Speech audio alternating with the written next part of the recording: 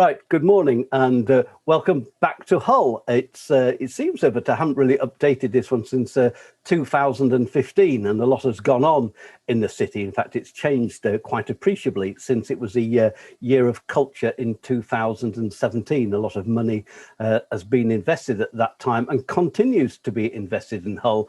And I must say the Marina area has changed greatly. Looking back at the pictures from 2015, Humber Street I ought to have shown you this actually. It was very, very run down, all boarded up, most of the properties, and as you'll see later on, is now that they're all bars, and it's a place to go. Seems to be a 24-hour place. It's at they said it was going to be an arts quarter, but I'd rather say that it was a bar quarter. But let's have a look at the again a quick history of Hull, and then obviously I'll pick up the other bits as we go round. So I'm just going to look around the Marina area today, and then next week I'll look at two routes around the city centre, setting off here in front of the City Hall and going around the town. It's a city. There's a lot to see in it, so hopefully do that next week, and then the following week I will look at a route coming out of Paragon Station, looking at the north part of Hull as well. So look at my programme, I'll probably be knocking the Doncaster one back a week or something like that. I propose to look at Tick Hill and also Selby, so they might be knocked back a week, and it seems that the weather isn't going to be brilliant for the rest of this week either, so we'll see how I get on with that. So looking at this is John Speed's map of Hull in 1611. Hull was originally called Wyke and was established by the monks of Mews Abbey. They are about 3 miles east of the city of Beverley, going between Beverley and Hornsey on the coast there. And they had a number of problems. Is that this is the River Hull that goes up through the city, and because it sort of kept silting up, and because the main port up here until this time was the inland port of Beverley, and that's where most of the wool was exported through. The river's 21 miles long and has its source near Driffield. And therefore, looking at this map here, this is the high street that still is there today. And because this was really been established by the mid-13th century. And because then the port started to flourish, particularly after 1293. This is when Edward I needed a northern supply base for his army, and he bought the lands from the Abbey of Mews and renamed the town, of course, Kingstown upon Hull, which still is its official name today. And because really it took over from the port of Beverley, become the major port on the Humber. In 1321, come to the next map here, but they're just maps I've got here that show different views of the city and its fortifications.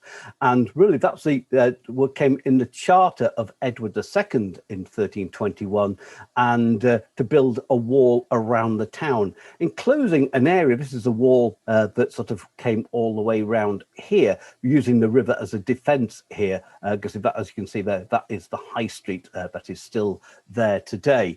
And it covers an area of around about 80 acres, and it had 4 main gates, as you can see here. We'll be looking at later on. I think this is the Beverley Gate here. We'll see that next week. And I guess there's the Myton Gate and other gates and Hessel Gate around the town as well. And there was sort of, as you can see here, much smaller postern towers along here, and there's 30 of those in total as well, made of 5 million bricks. There's really nothing to see of it today, apart from Beverley Gate, quite near the city square in there. In 1440, Henry VI gave Hull independent county status, and that's why it still remains an independent county today. Similar to York, has its right to rule itself, and it is not part of East Yorkshire. And like I say, then we see that the sort of the trade that it was building up from being a port was largely with the Low Countries, sort of Belgium and Holland, and that's why we've got quite a sort of strong sort of Dutch influence on the architecture around here in the town. Just moving forward fairly quickly, and just a general bit on the Civil War, because this is really where it kicked off. In January 1642, Charles I came to York because he wanted to have the support of the North during the Civil War and to secure his arms cache in Hull. He sent William Cavendish, but he was denied access by the parliamentarian sympathiser and governor of Hull, Sir John Hovham. And then on the 23rd of April 1642, after his general in the north, Cavendish, had been spurned, this time Charles I went himself with the army and placed Hull under siege, although he might have known that its arsenal had already been removed by that time into the hands of the Roundheads, away from here. But it remained in his eyes an important supply base, especially as his Queen Henrietta had gone across to Holland to raise funds for the support of his army in the north, and she wanted somewhere safe is that she could land. As we see in that year, is actually she couldn't land at Hull and was heading towards Newcastle, which was a royalist-held city, but storms made her land at Bridlington, and she made her escape through York to there. And no real force was used, largely because of the area around here. You can see there's a moat that went round here, coming from the estuary and to the river, and this area could be flooded very easily, and that's what happened on a number of occasions during the Civil War, which made it actually impossible to get sort of cannon close enough to attack the wall there. And because after being refused, he then retired to Beverley and back to York, Charles I, as we see then the Civil War ignited. But that's a huge story on itself. So we move forward a couple of centuries again to look at how it had developed as a port during the Victorian period. And so we see the creation of the first dock here, which is Queen's Dock. Next week we'll be walking down that because it was infilled in the 1920s and is now a garden. At the other end of that today stands the statue of William Wilberforce, if you know the area around there as well. And because it also see the sort of density of the housing, because it's still really contained still at this point, this is 1866, this map, by the old wall that sort of came around here as well. So we can see that it was a very populous city right in the city centre. Also note on this map, as these railways that come in here, probably noticing this major one here, the Hull and Selby Railway. The Leeds to Selby line opened in 1834 and then was extended across to Hull, going through Selby. And this was very important for getting goods in and out of the port of Hull at the time. So this really came in here, and we can see where the railway station is. And then we also see coming down here that there are other lines that come round here to take goods, and because this is the railway dock, as it's called, now part of the Marina. We'll be crossing over that today, so we'll still see that. This one down here, it says it's the New Work Dock, but in fact it was later renamed the Albert Dock as well. We can just see the entrance to that from an area called Bullnose, which is just round there where the gate lock is between the Marina and the estuary itself. And in that decade, the sort of 60s right through to the sort of 1880s, 1890s, it really became a major fishing port. It had 736 trawlers registered to Hull, but by the sort of 1980s, that has sort of dwindled really down to nothing at all. Today, there is only one, and that's called the Kirkeller. It was launched in March 2018. That is now this month of April 2021, in negotiations that broke down last week, has lost its traditional deep fishing grounds off Norway. Although it's nominally British owned, it's actually owned by an Icelandic company. And because all these sort of fish docks have been closed since then. I guess the other one, which is fairly recent, has been the the ferry line that came out of, I think it's Victoria Dock, or one of the other ones further along here, that went across to Zeebrugge, and that has now been cut as well. So there's only one sort of passenger line, and that's the sort of roll-on, roll-off one, which is on the waterfront, I think a bit further along here, because it probably hasn't been built when this map was done. But really we see sort of from the 1880s, 1890s onwards is that more docks were built further out eastwards, where there were no really other docks really built out westwards from that time. And we also see that two great architects came from York, from Hull as well. Two of them, there's Joseph Lockwood. He went later to Bradford and formed Mawson and Lockwood, that sort of built a lot of the major properties in Bradford city centre, and also Saltaire for Titus Salt. And the other being the contemporary Cuthbert Broderick, that created great municipal buildings in Leeds, and his nephew continued as an architect in Hull as well. So looking up to today, that's sort of the Holy Trinity Church, the parish church in the centre of Hull.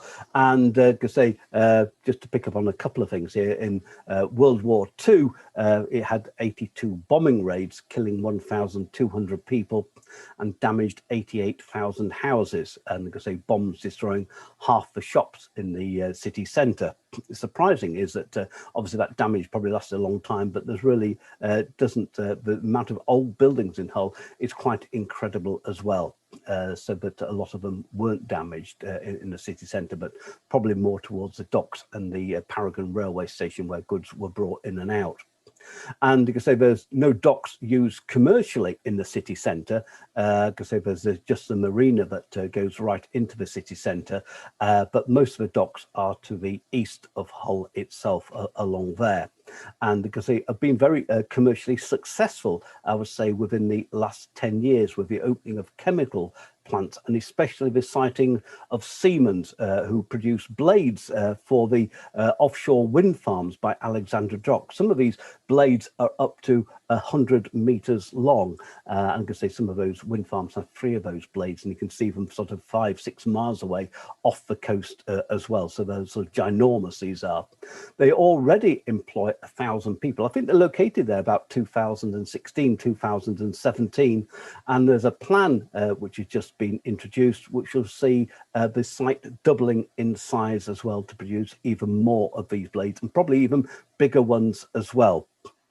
Most of the work being done at the moment in the city centre is on the A63, sometimes called Ferrans Way, on the way in, where it's dual carriageway, and then comes through the city centre as Castle Street, and that has divided up the waterfront from the city centre. I think it was built in the 1980s. The plans now are to put the flyover, which goes into the city centre, into some sort of tunnel or something like that. And that's why, if you're approaching the city today, there are 40-mile-an-hour signs for, I would say, at least from the Humber Bridge right to the city centre. That's about 7 miles of these, although the work is probably only taking place on the last 2 or 3 miles of that. And they are going to be in place until at least 2025, until that work is completed. So beware of sort of at times of very heavy traffic, which it has always had, but hopefully that, I guess, they're trying to relieve the pressure on that by getting rid of the flyover. I can't quite see what difference it will make, but someone somewhere must have decided that it does. And like I say, although a lot of work is going on at the moment, it has lost a number of landmark shops, including British Home Stores. It's got nothing to do with Hull, really, because it's done on a national scale. M&S and, like I say, others, which has left some rather large buildings with no tenants in the city centre itself. It's quite often in the news as well for it being the worst of this, that and the other, quite often for its worst exam results and sometimes poor living conditions as well. But if you go into the city centre, it is sort of a bustling, thriving place, apart from the some of the shopping areas as well. and say last time I went in there, 2017, I think it was, and took some photographs. Even though it was Year of Culture, it was still quite empty at some of those times. But I think some of the events, because they brought it to the national forefront, and so a lot more people know about Hull. I found it an exciting city, and there's so many different parts of it as well, and you can actually spend days there looking at it. So let's move on and look at the first area we're going to look at. Oh, I've got about the coat of arms here. The 3 crowns, because they have been in use on its coat of arms since around about 1400, and to say they sort of represent 3 aspects of a city. There's the royal connection to the city, and also religiously with the Holy Trinity as well, which also use this coat of arms as well. Because a coat of the Holy Trinity Church we'll see next week. So this is the area that I'm looking at today. I'm going to set off here where there's a car park alongside Nelson Street, and it looks across to the like I say, to the deep, the aquarium across there. And at the moment, as I say, I don't have a bit of film from point B or point A, the starting point here, all the way along to there, and that's because is that the it's being flood defences are being put in here as well. And these were started last year in 2020 and are built between the sort of Victoria and Millennium Piers, because that's this one that sticks out here. So there's no real access along any of this area here at all. They've got sort of huts on there, giant machinery, and there's a metal fence that goes all the way around there. And I can suggest if you want to look at this area around there, it might be, I say, probably at least a year before that has been completed. So what are they doing? They are sort of removing the existing flood wall, and because then they are building an additional higher flood wall, and they're putting some piling out here by 15 foot along there into the estuary front as well.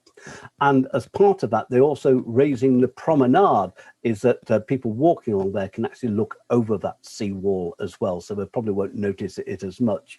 Part of it will have some glass along it as well. So I think that's quite a traditional thing now, is that I guess for protect people going along there from high spring tides as well. And and there are going to be some sort of glass 3-meter wide floodgates that will be installed across the entrance to Victoria Pier, which is the pier that stands out here. That was the one where the boats went from the jetty here across to New Holland. And this area around here as well, so if we're looking where Humber Street is, that is the traditional coastline. This was all built out here sort of after 1803 or to 1809. This is when they were digging out the Humber dock. So the spoil from here went over to create this land around here as well. And so the because we've got Nelson Street here as well, that's named after Lord Nelson as well.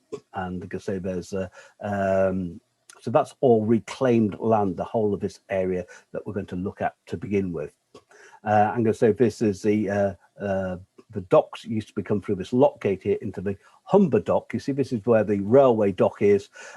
This is now called Princess Quay. It's where they built the shopping centre over part of that. And beyond that, it would interlinked with the Queen's dock further off this map that then interlinked with the River Hull. So really this old town area was surrounded by docks, really starting in sort of, again, in the late 18th century, which completely changed it. So this is where I'm going to come along here, because I'm only showing photographs from here, and they are old photographs because you can't possibly see really any of the properties along here. I'm then picking up the bit of film by the Minerva pub, coming down here, looking at the marina as far as the lock gate. The second one will come to the what is called Bullnose, which is this area around here.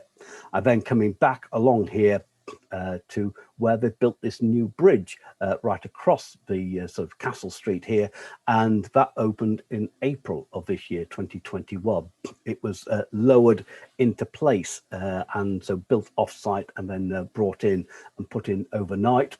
and completely transformed the look of this area. The idea was to link the Marina area with the city centre, and then coming down Humber Dock Street and then along Humber Street and coming around to this area where you can see the tidal surge barrage and across to the deep. And again, this area coming along here, you can't access either because it's work that they're doing in this area. But all this, if you don't know Hull, has completely changed. Like I say, I looked at photographs from 2015, and this was a bit of a wasteland around here. It was used as an open car park, and there are all new buildings on there as well. And even look at the Google map from 2017, there's new buildings along here as well. So it's completely transformed this area around here. So enough of that. So let's have a look at the first thing, just coming back to see. So this is where I'm setting off today at the sculpture here. I think it's been taken away at the moment. And I guess the other one of William de la Pole has been taken away as well as this works has been done along here. So this is what you should see or could see if it was possible. And this looks out towards the North Sea. It's known as Voyage, and it's a statue that was placed here initially in 2006 by the Icelandic sculptress Steinum Thornsdottir. Hopefully it's saying that fast enough, it might sound like it. There's an identical one in Vik in Iceland that faces into the Atlantic. And because this was sort of part of the Icelandic Cod Wars that sort of took place in the early 1980s, and was some sort of rapprochement between the two countries by placing this. But as well known to Hull is that an original one of brass was stolen in 2011. It's, I guess it wouldn't have been easy to steal. You probably had to have a gigantic lorry with some sort of a lifting device on it, because it stands 5'9" high and is already on a plinth already. They replaced that at a cost of £40,000. So moving on into this area, that was, like a car park that looked onto the sort of the waterfront along here. And the next one along, really a couple of minutes walk away, is William de la Pole. And he was a medieval merchant, and because they owned part of the manor of Hull, as we see when we go into the city centre. There are two parish churches in the city centre, the Holy Trinity one that belonged to the Crown, and the other one, I can't remember off the top of my head, fairly close by, and that stood in the manor of William de la Pole, or the de la Pole family, and stood, their manor house stood where the telephone exchange and post office was. It's now a Wetherspoons pub.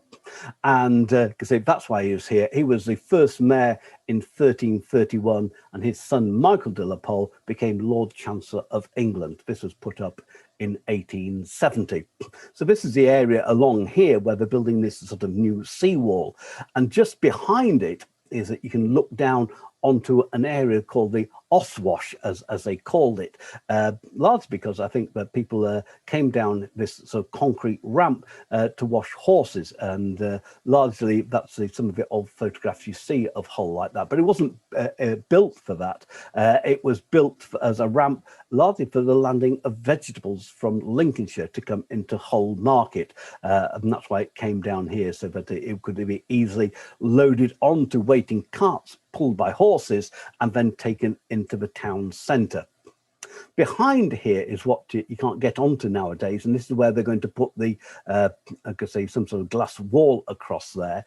And this is sort of, this is just part of it. This is Victoria Pier, built in 1809.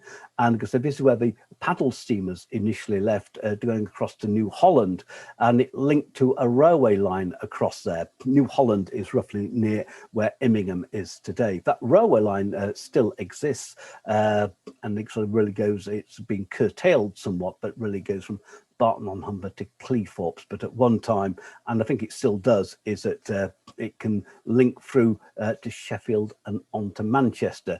And that's why a lot of people chose to cross across the Humber, because it was easier to get to those places rather than by going on the railway line. We'd probably have to get to Selby, then change trains.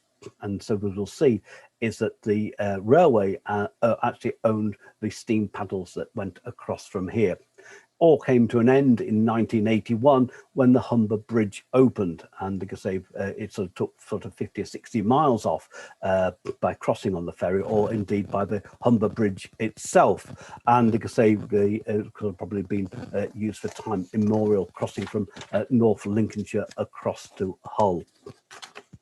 And then just behind the street, at the end of Queen Street, coming into sort of Nelson Street, is this very fine building here. This is the pilot office. This was built in 1819 and was used by the Humber pilots. The Humber pilots went out to guide shipping down this sort of ever-shifting sort of sandbanks and underwater shoals down the estuary. They still do today, but they are now based out at Spurn Point. And in fact, I think they're sort of based somewhere else because they can't get the access onto Spurn Point because it was severed in 2013 or 14, I think. But that's why it's got the pilot office on there.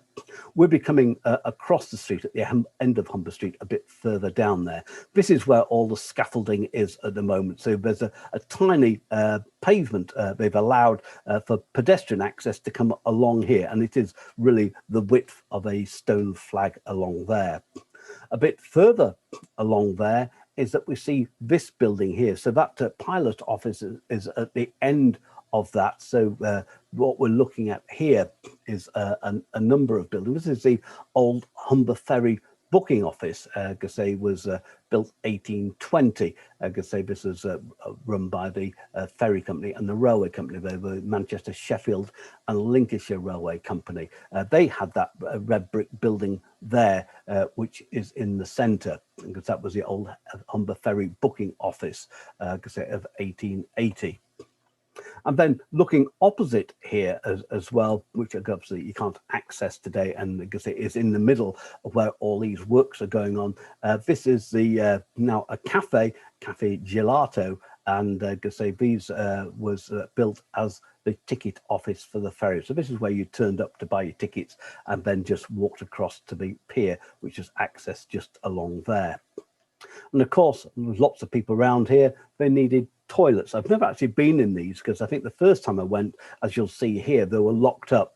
And then the second time, I think when we had our trip there, I can't remember if they're open or not, but they're meant to be very ornate inside. These were built in 1930 because they're mostly for those passengers crossing across there. The gents is on the other side. This is all part of the area which is hidden by the metal barriers around here as well, which also means is that you can't properly see this pub as well. Because this was sort of built out, I'm going to say, on this reclaimed land around here. Lovely corner coming around here. This was sort of, I guess, say, was the built in 1829. I guess it's giving some time for the land to settle around here, and say it was sort of the streets were laid out in 1813 in this area. So there's really no properties beyond really sort of I could say 1813, but before that. And like I say, Minerva is the Roman goddess of wisdom. So perhaps you needed that to whether you're going to catch a ferry or not, because further over, like I say, on this bit of pier as well, is that you can't access this today. And this is the by the Water Guards office. And that has a plaque on it to Grace Darling, because a boat or a steamship left from here, the PS Forfarshire, that ran aground on the Farne Islands in 1838. It left from Hull, and Grace Darling, she came out and rescued a number of the crew and the passengers as well. So that's why that is not the photograph we're looking at the moment, that the plaque on the side of that building is. But this is the memorial to those who died in naval incidents in both World War I and World War II. We'll see another to that within the city centre as well, but this is the one that stands out here as well, as it says there, to all Royal Naval personnel who gave their lives during the First and Second World War. You can see that's barrier is off at the moment. So we come down the side of a street, and then we end up at the Marina. I'm going to say this was sort of was really two interlocked docks. So this is the Humber dock that we're looking at. This is 1809. So this is where all the earth and mud was dug out to create the land the other side. At the bottom, which we'll see on the second bit of film a little later on, is that we cross the railway dock. That's as of 1846, after the arrival of that railway line into Hull. I say the marina covers 7 acres and was created in 1983. The old railway dock is basically an extension to the marina and opened at the same time, often rammed with vessels. Those who haven't been to Hull for quite a while will see that the Spurn lightship is there. It used to be moored at the other end of the dock next to the dual carriageway. It's now been moved down here. But as we're going to come down here, I'll pick up the story about the Spurn lightship a little later on. So let's have a quick look at this sort of segment of it.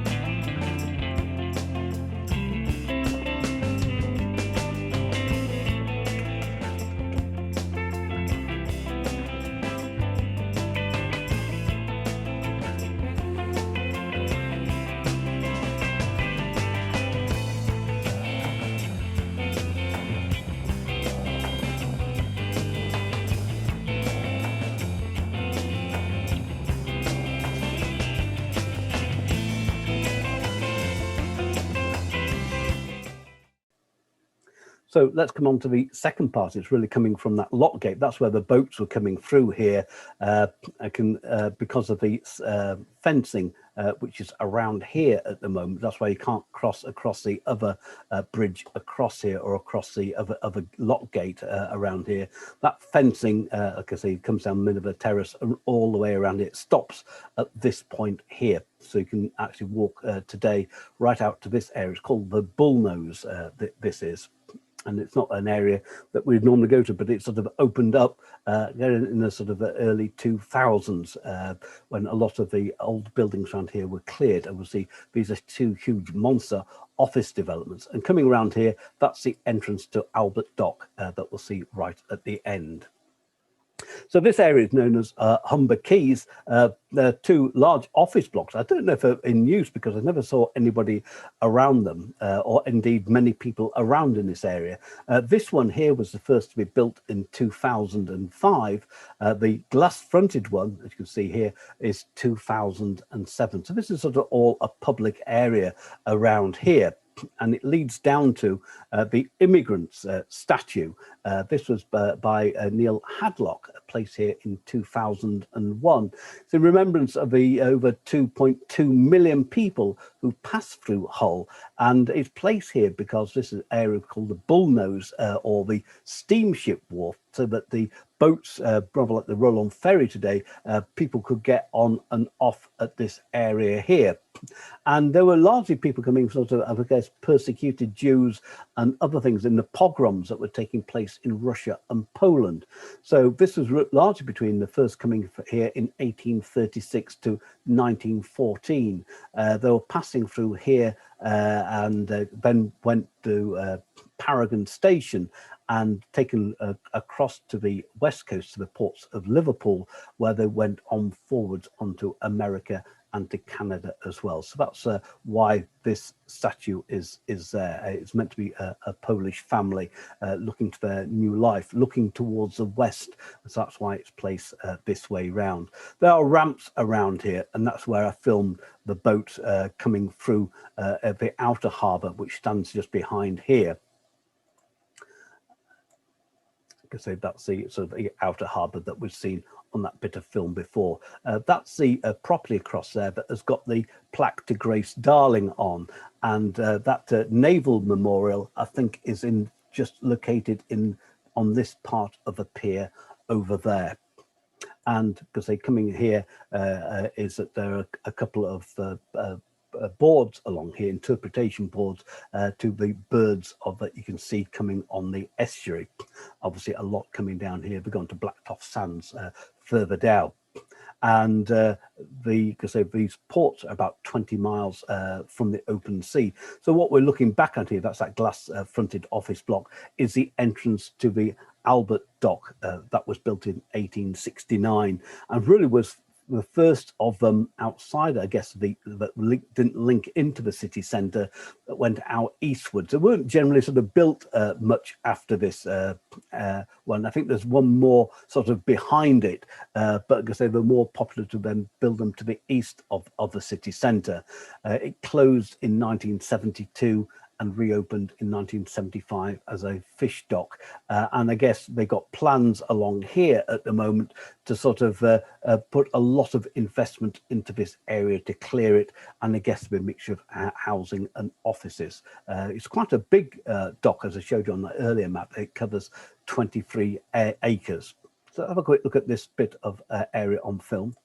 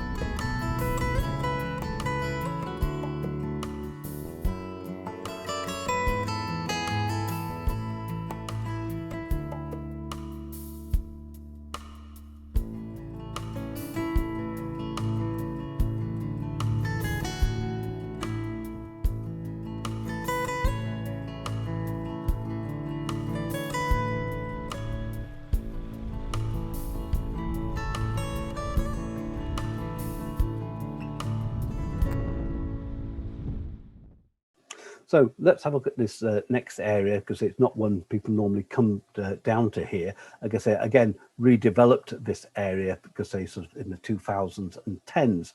So this is where the railway dock came in. So all the sidings came across into this area around here. So there's only one of these large warehouses left, which is this block here. They're called number 13 warehouse. But you'll see the railway lines still coming across towards the Humber Dock Marina as we cross down here. So that's where I'm coming down here. This is the Holiday Inn Hotel that stands next to the dual carriageway. And point B is where they built this new bridge. So you'll be seeing this for the first time as we go along there, unless you've been to Hull in the last few weeks. Again, we come across another statue down here, the Fisherman statue. It's meant to be two men with their catching, casting their net. And this was put in, there's no sort of plaque on this way to say what it was, but it certainly wasn't there in 2010. So it's been put in post that period as well. So we can see the marina behind, because it has 350 berths along throughout both this area and the railway dock, which we're about to cross over. That's looking eastwards to the side that we're going to come down a little later on. Oops. And that's the Warehouse 13, as you mentioned, because they built at the same time that the railway line was built in here, opened in 1846 and closed as a warehouse in 1968. And it's a very fine. I'm not quite sure what this is as well, whether it's to release gases that are building up and underneath. I've no idea at all. But we're going to come round here. We see that sort of cantilever bridge. That building there is the Holiday Inn that stands next to the main road. That's where we've come to now. This crosses across the railway dock as well. I could say it became an extension for when the marina was built to the right of here in 1983. Going to cross this cantilever bridge, obviously allow the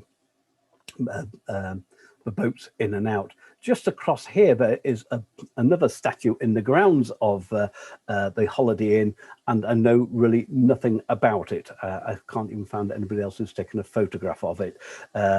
So I guess it sort of dates from the 2000s, whether it's meant to be a sailor with his the wind blowing his beard around, I don't know. But coming further around the corner from that, this is where we'll see this brand new bridge has just been placed in there, called Murdoch's Bridge. It's cost £22.3 million. Like I say, opened April this 2021, 60 meters long, 47 meters high, and weighs 150 tons. Because it was craned in here at the end of March of this year, and then because they've been completed, then put in overnight. It's officially called Murdoch's Connection Bridge, and it's named after the city's first female doctor, Mary Murdoch. She became a medical doctor in 1892. Like I say, it must have been very unusual at the time to have a female doctor. And she also founded the Hull Women's Suffrage Society as well in 1904. That was a non-militant one, a part of the Militant Forces, NUWSS, if you've remembered when we did the looked at the suffragette movement. It's part of a much bigger scheme, the £355 million Hessel Gate upgrade, as they call it. And because this is involved, because building this sort of putting this sort of a road in some sort of underpass at a lower level, and creating a new junction where there's a roundabout just before you come into the city centre. I couldn't really see any plans for it, so I can't really sort of describe it any more than that. But because this is Castle Street or Castle Gate that was pushed through in 1981, and that's really what cut the city centre off from the waterfront. So I guess that's why so much time has been spent promoting the waterfront, especially during the year of culture, where a lot of events took place on there in 2017. And so that's why it was put here as well. So let's look at this film, because what I'm going to do, I'm going to come up these stairs and come across here, really to show you where it comes down by the Prince's Dock the other side, but some of the views you can get up here as well, looking across the marina that never existed before.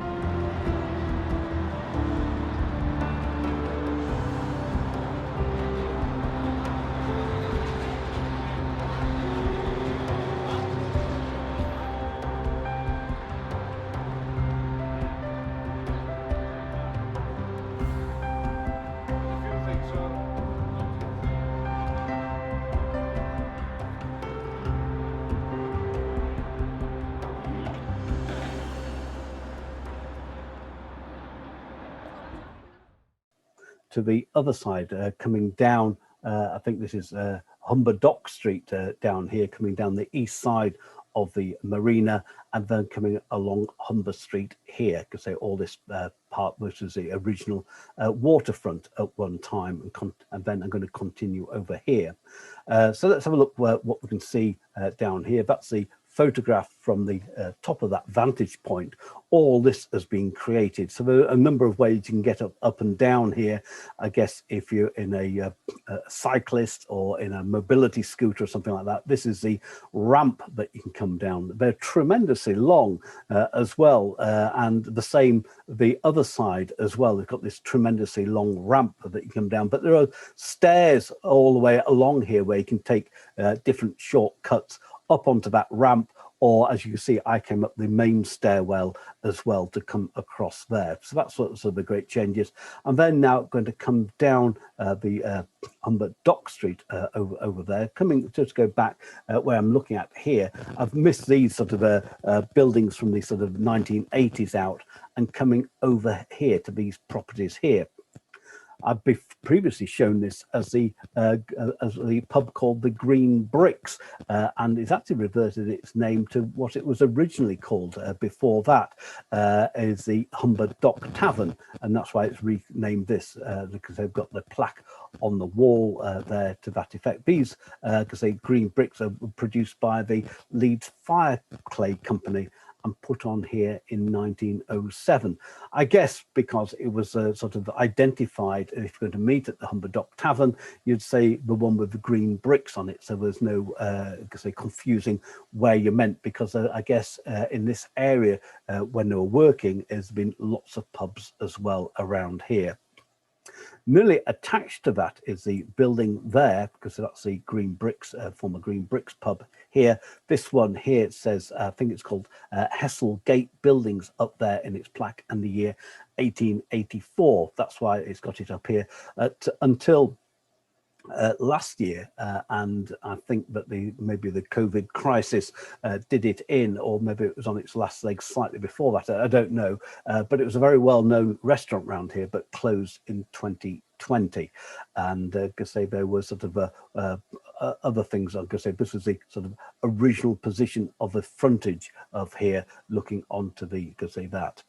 And there's quite a lot of performance areas around here. So that's the whole idea of the redevelopment of a sort of a waterfront area, was to bring more visitors in. To say that before 2007, but it wasn't used, is incorrect, because I came along here in 2011 to film the Sea Shanty Festival, but it doesn't longer go as that name under at the moment. They sort of variously called it sort of the Waterfront Festival and other sort of names that it has, but generally the Sea Shanty Festival went on for about 10 years in this area, and this is sort of what you can see at some of these other festivals that they have. I think it was really the cost of bringing some of the acts over from Spain and from France and things like that probably saw the sort of the end of that, and sort of more become sort of food festival with music and things like that. So the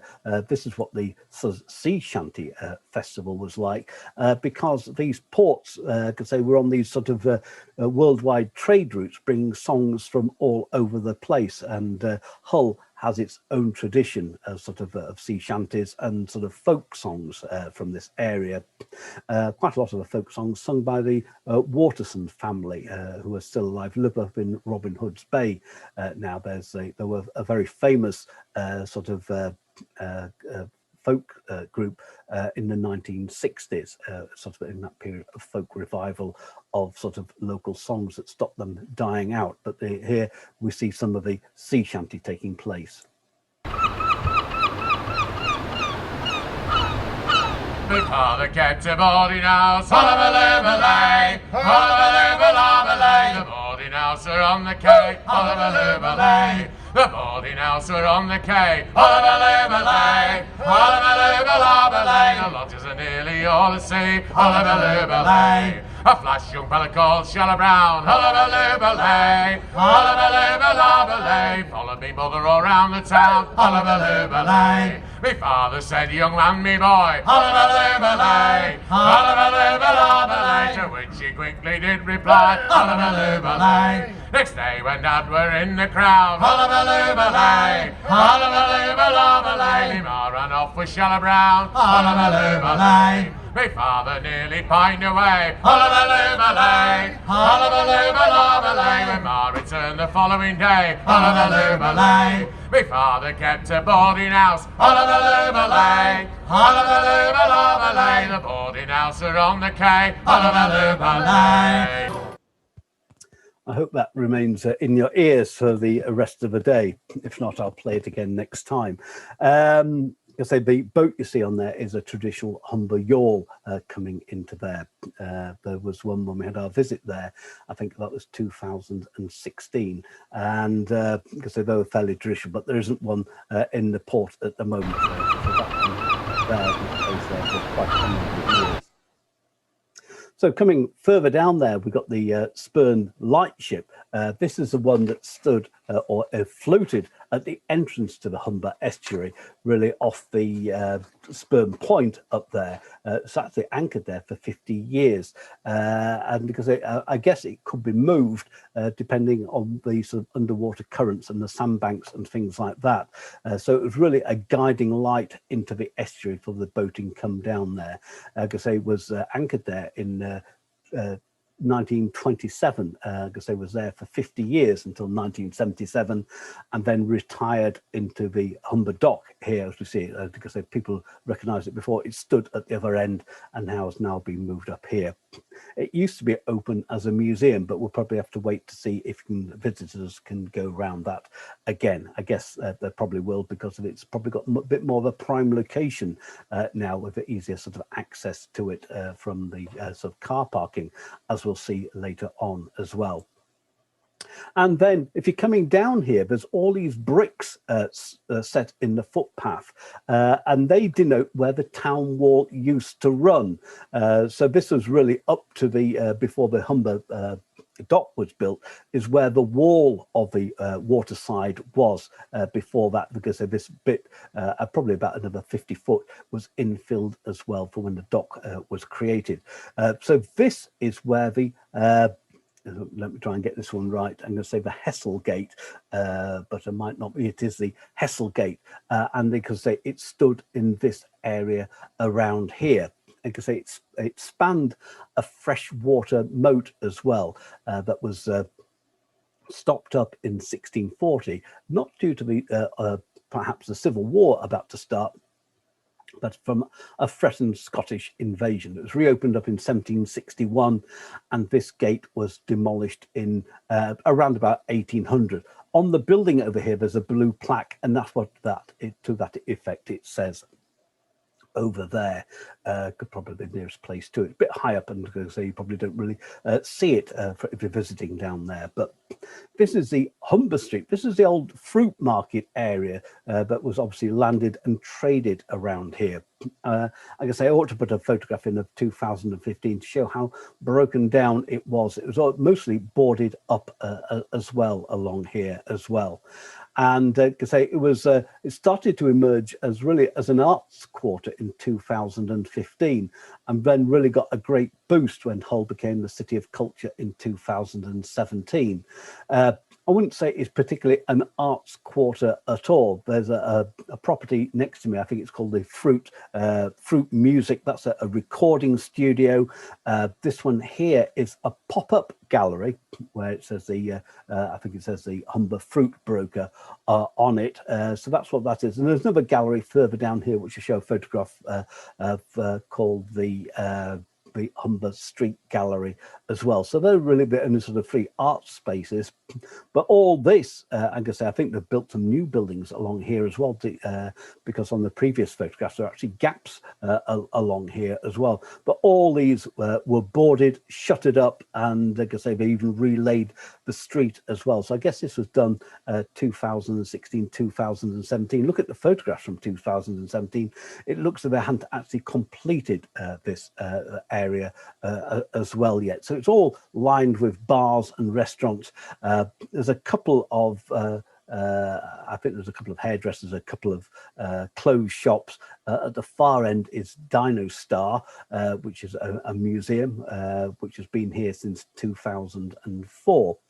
And at this other end, you'll see on a bit of a film, there's some scaffolding over a building, and that was the awesome gallery. I think it's a pun on the word "or" and then some. There are working jewellers in there, or there were working jewellers in there. I've checked out their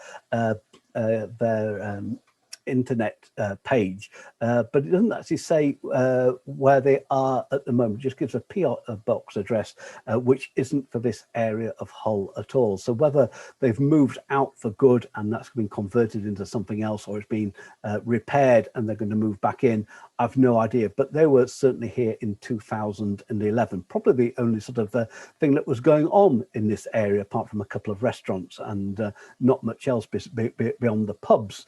And can say that they hopefully will return down here.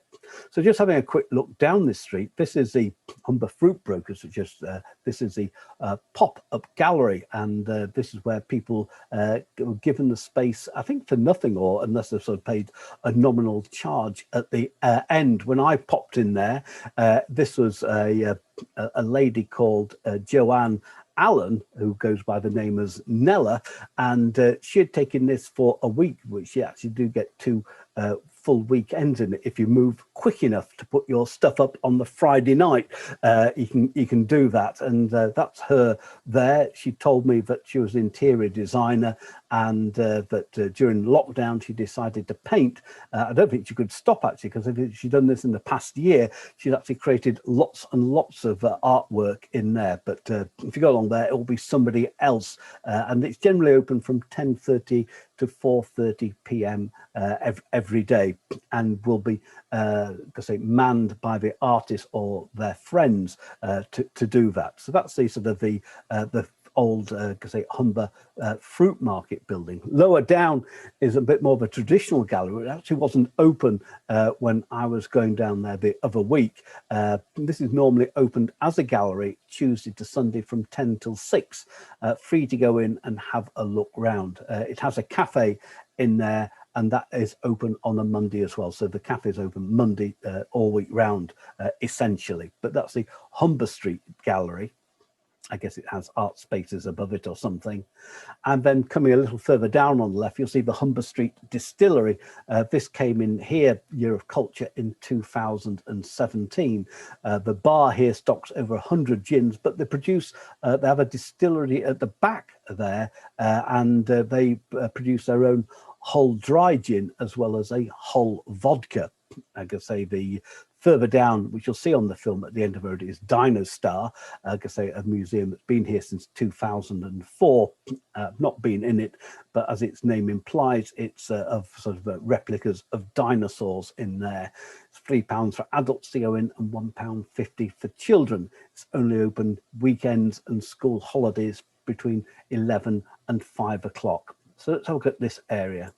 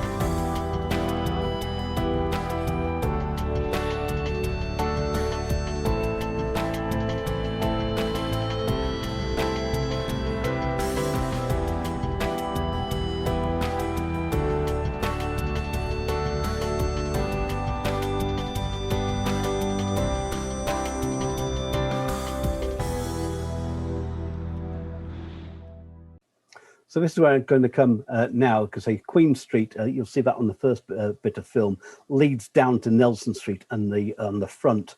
If you're coming there in the next few weeks, I would suggest is try and park along here. I've parked in the same place twice just here. I've been lucky with traffic leaving because it's free parking along there at the moment. And I think there's some free parking if you know how to get down there as well, and along some of these streets. But I think you've got to be there fairly early to do that. And if you want to visit this area, as you'll see on the next bit, is that there's a large car park just here that has just opened, I think last month or something like that as well. So we're going to come down Humber Bridge Street. That's the start of the High Street here. If you walk straight on there, it goes under the, I think it's called the Millennium Bridge or something like that, and continues forward into the Old Town as well. So this car park here is actually fairly well placed. I think it's £2 for 3 hours on there. So you might be lucky if you get a space in there. I'll talk about that in a second. So coming down here and then coming up onto what's called the Millennium Bridge, obviously takes its name from when it was built. And this is the deep in this area here. This is the Tidal Surge Barrier. And they've built all these new buildings in here as well. But unfortunately, I've only come as far as here because all this is blocked off as well. Indeed, some of this area is blocked off as well. So there really is no access even from this area around there. You can actually come between these two buildings and come back. So that's how I've not quite done it, but it's come as far as around about here that you can do.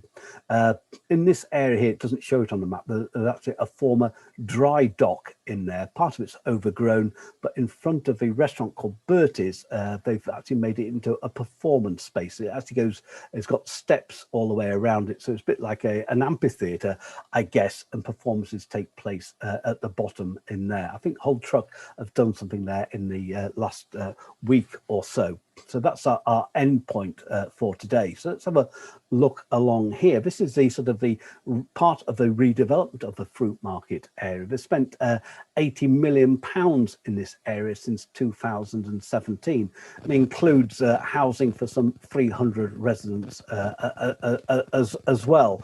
And this is part of the ARCO.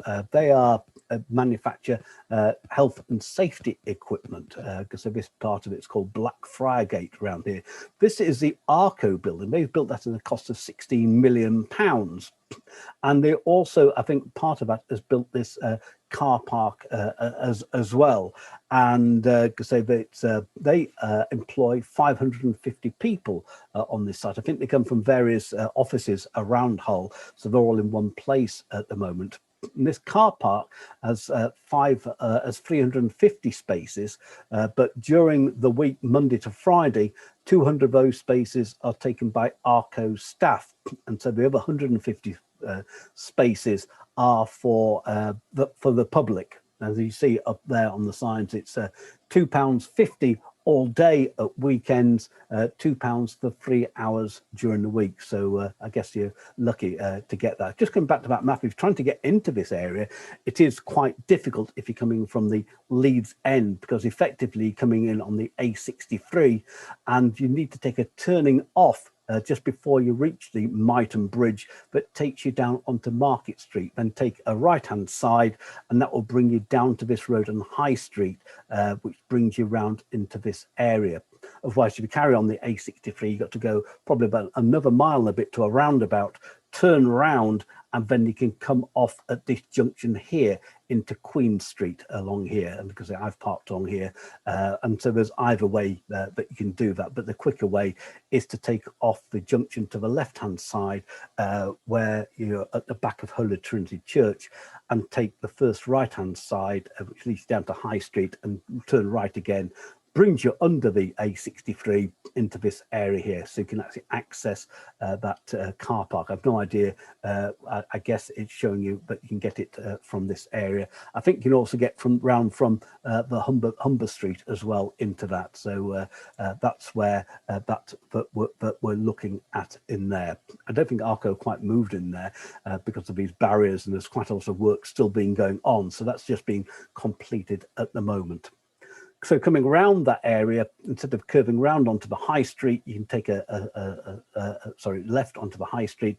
You can go up some steps to the right, as you see on the bit of film, brings you onto the Millennium Bridge, which they put in there to cross the River Hull, again connecting the waterfront across to the deep. And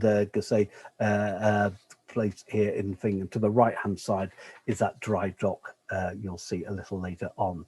And that's the tidal barrier here, and this is where it can be closed off the River Hull during the spring tide to stop the old time from flooding. The tidal barrier was put here in 1980. It weighs 202 tons and pivots around and drops into the, I guess is this what we're looking at here, is the Great Barrier. So it will come forward and then drop down across here. It'll come down those, I guess, guides down there. I've never seen it in operation, but I guess it's fairly necessary. I guess that's the A63 Myton Road Bridge going across there.